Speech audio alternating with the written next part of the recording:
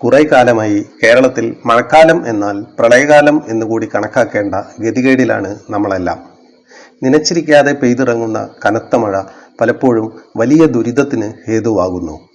മനസ്സിന് കുളിർമ നൽകേണ്ട മഴയെ പേമാരിയാക്കി മാറ്റുന്ന മഴമേഘങ്ങളെക്കുറിച്ചാണ് ഈ വീഡിയോ.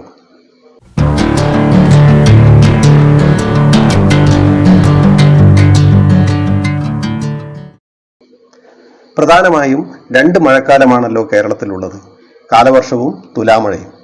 ഇവ രണ്ടും രണ്ടു തരം മഴമേഘങ്ങൾ കാരണമാണ് നമുക്ക് ലഭിക്കുന്നത്. അവയെ നിംബോസ്ട്രാറ്റസ് മേഘം എന്നും ക്യുമുലോ നിംബസ് മേഘം എന്നും വിളിക്കുന്നു. ഇതിൽ മൺസൂൺ അഥവാ കാലവർഷത്തിന് കാരണമാകുന്ന നിംബോസ്ട്രാറ്റസ് മേഘങ്ങളെ കുറിച്ച് ആദ്യം നോക്കാം. മഴവാഹകരായ മേഘം എന്നർത്ഥം വരുന്ന നിംബസ്, പാളികൾ എന്നർത്ഥമുള്ള സ്ട്രാറ്റസ് എന്നീ രണ്ട് വാക്കുകളിൽ നിന്നാണ് നിംബോസ്ട്രാറ്റസ് എന്ന പേര് ഉദയം കൊള്ളുന്നത്. ഇതിൽ നിന്ന് തന്നെ നമുക്ക് ആവശ്യമായ മഴ പ്രദാനം ചെയ്യുന്ന മേഘങ്ങളാണ് ഇവ എന്ന് മനസ്സിലാക്കാമല്ലോ. ഭൂമിയുടെ അന്തരീക്ഷത്തോട് വളരെ ചേർന്ന് കിടക്കുന്ന മേഘങ്ങളാണ് നിംബോസ്ട്രാറ്റസ്. ഏതാണ്ട് 2000 മീറ്റർ മുതൽ 4000 മീറ്റർ വരെ ഉയരത്തിൽ ഇവ സ്ഥിതി ചെയ്യുന്നു. സാധാരണഗതിയിൽ കറുത്തിരുണ്ടാണ് ഇവയെ കാണുക. അതിനാൽ തന്നെ കാർമേഘം, മഴക്കാർ തുടങ്ങി വിവിധ പേരുകളിൽ നാം ഇവയെ വിശേഷിപ്പിക്കാറുണ്ട്. സ്ട്രാറ്റസ് അഥവാ മേഘപാളികളുടെ രൂപത്തിലാണ് നിംബോസ്ട്രാറ്റസ് മേഘങ്ങളുടെ ഘടന. പാളിയുടെ രൂപമുള്ളതിനാൽ ഇവയുടെ വ്യാപ്തിയും വളരെ വിശാലമായിരിക്കും. അതിനാൽ തന്നെ ആകാശത്തിന്റെ വലിയൊരു ഭാഗത്തെ മൂടാൻ ഈ മേഘങ്ങൾക്ക് എളുപ്പമാണ്. ജലകണികകളുടെ ആധിക്യമാണ് ഈ മേഘങ്ങളുടെ മറ്റൊരു പ്രത്യേകത. ഇത് കാരണം ഇവയുടെ അടിഭാഗം കറുത്തിരുണ്ട് കാണപ്പെടും. ഈ കറുത്ത മേഘപാളികളുടെ കട്ടി വളരെ കൂടുതലായിരിക്കും. അതുവഴി സൂര്യപ്രകാശത്തെ ഏറെ നേരത്തേക്ക് ഗണ്യമായി തടഞ്ഞു നിർത്താൻ നിംബോസ്ട്രാറ്റസ് മേഘങ്ങൾക്ക് സാധിക്കുന്നു. കാർമേഘം വരുമ്പോൾ നമ്മുടെ അന്തരീക്ഷത്തിൽ ഇരുട്ട് വ്യാപിക്കുന്നതിന്റെ കാരണം ഇപ്പോൾ മനസ്സിലായില്ലേ? ഇരുട്ട് പരന്ന മഴക്കാറുള്ളപ്പോഴാണ് പലപ്പോഴും താഴ്ന്ന പ്രദേശങ്ങളിൽ മഴ ലഭിക്കുക. എന്നാൽ ഹൈറേഞ്ച് മേഖലയിലുള്ളവർക്ക് മഴക്കാർ ഇല്ലെങ്കിൽ പോലും നേരിയ തോതിലുള്ള നിംബോസ്ട്രാറ്റസ് മേഘങ്ങളുടെ സാന്നിധ്യത്തിൽ തന്നെ സാമാന്യം മികച്ച രീതിയിൽ മഴ ലഭിക്കും. അത് ആ പ്രദേശങ്ങളുടെ ഉയർന്ന ഭൂവിധാനത്തിന്റെ പ്രത്യേകത കൊണ്ടാണ്. നിംബോസ്ട്രാറ്റസ് മേഘങ്ങളിൽ നിന്ന് പെയ്യുന്ന മഴയോടൊപ്പം സാധാരണഗതിയിൽ കാറ്റോ ഇടിമിന്നലോ ഉണ്ടാവാറില്ല. എന്നാൽ തുടർച്ചയായി ചാറ്റൽ മഴ പെയ്തുകൊണ്ടിരിക്കുകയും ചെയ്യും. മേഘത്തിന്റെ വലിപ്പം, വികസനം എന്നിവയ്ക്കനുസരിച്ചാണ് ഈ മേഘം എത്ര നേരം നീണ്ടു നിൽക്കും എന്ന് കണക്കാക്കുന്നത്. ചിലത് മണിക്കൂറുകളോളം നീണ്ടേക്കാം. അങ്ങനെ വരുമ്പോൾ തുടർച്ചയായ മഴയ്ക്ക് നിംബോസ്ട്രാറ്റസ് മേഘങ്ങൾ കാരണമാകുന്നു. കാലവർഷക്കാലത്ത് ചില സമയങ്ങളിൽ മഴ മണിക്കൂറുകളോളം നീണ്ടു നിൽക്കുന്നതിന്റെ കാരണം ഇപ്പോൾ വ്യക്തമായില്ലേ? സാധാരണഗതിയിൽ വെള്ളപ്പൊക്കത്തിനൊന്നും നിംബോസ്ട്രാറ്റസ് മേഘങ്ങൾ കാരണമാകാറില്ല. പക്ഷേ മഴ മണിക്കൂറുകളോളം നീണ്ടു നിൽക്കുകയാണെങ്കിൽ അതിന് അതിതീവ്ര മഴയുടെ സ്വഭാവം കൈവരും.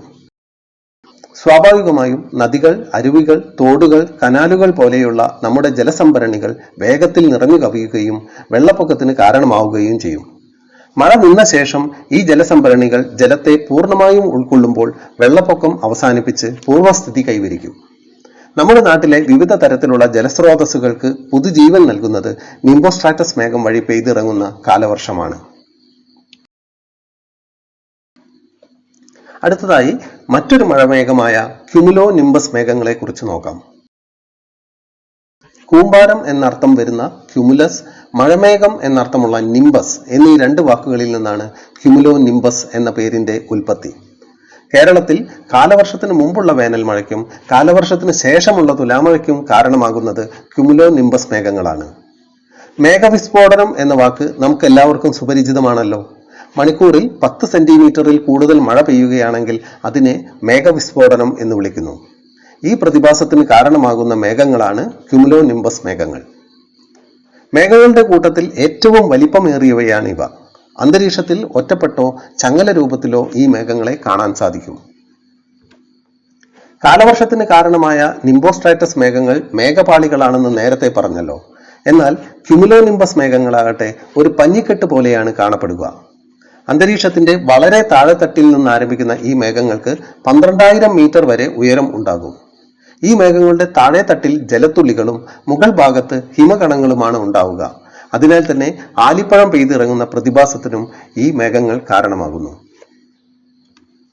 ശക്തമായ കാറ്റിന്റെയും ഇടിമിന്നലിന്റെയും സാന്നിധ്യമാണ് ക്യുമുലോ നിംബസ് മേഘങ്ങളെ വ്യത്യസ്തമാക്കുന്നത്. താഴെത്തട്ടിൽ നിന്ന് മുകളിലേക്ക് വളർന്നിരിക്കുന്ന ഒരു മേഘത്തൂൺ പോലെയുള്ള ഘടനയുള്ളതിനാൽ ഈ മേഘത്തിനകത്ത് ശക്തമായ വായുപ്രവാഹം ഉണ്ടാകും. ഇതിന്റെ ഭാഗമായി മേഘത്തിന്റെ ചലനത്തിന് വേഗത കൈവരുകയും കാറ്റും ഇടിമിന്നലും ഉണ്ടാവുകയും ചെയ്യുന്നു. അന്തരീക്ഷത്തിന്റെ വളരെ അടുത്ത് ഏതാണ്ട് 200 മീറ്റർ വരെ മാത്രം ഉയരത്തിൽ ഈ മേഘത്തെ കാണാം. അതിനാൽ ഇടിമിന്നലുകൾ കുള്ളിയാനുകൾ പോലെ ദർശിക്കാൻ നമുക്ക് സാധിക്കും. മനുഷ്യർക്കും മൃഗങ്ങൾക്കും വലിയ മരങ്ങൾക്കും മിന്നലിൽ നിന്ന് വൈദ്യുതാഘാതമേൽക്കുന്നതിന്റെ കാരണവും മറ്റൊന്നല്ല. ഭൂമിയുടെ അന്തരീക്ഷത്തിന് ഏറ്റവും അടുത്ത് വെച്ചാണ് മിന്നൽ ഉണ്ടാവുന്നതെങ്കിൽ അതിവേഗത്തിൽ ആ വൈദ്യുത പ്രവാഹം ഭൂമിയിലേക്ക് ആകർഷിക്കപ്പെടും.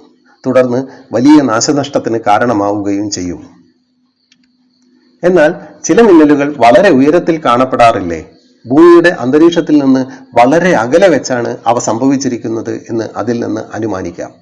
ക്യുമുലോ നിംബസ് മേഘങ്ങളുടെ ഉയർച്ചയും താഴ്ചയും ഇതിൽ നിന്ന് മനസ്സിലാക്കാൻ സാധിക്കും.